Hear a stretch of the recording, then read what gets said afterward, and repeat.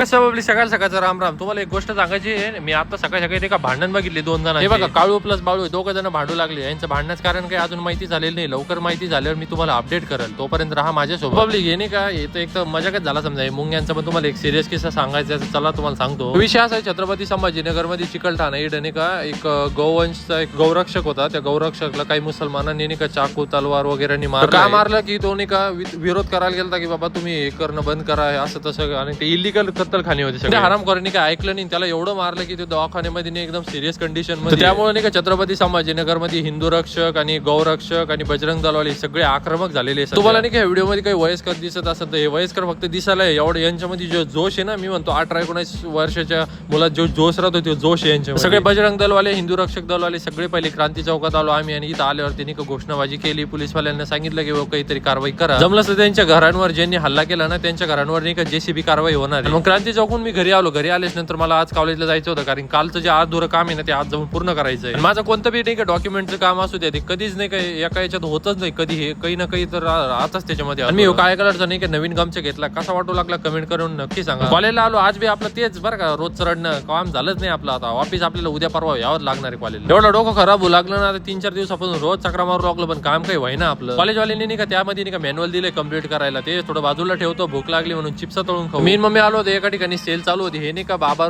Petrol पंपच्या बाजूला रविराजच्या बाजूला एक मोठं ग्राउंड आहे. त्या ग्राउंड मध्ये चालू ही सेल. तिथं आलो आम्ही. असं नका समजू ही बॅग मी ते सेल मधून घेतली नाही का तिथे डिकेट लॉन म्हणून तिथून घेतली.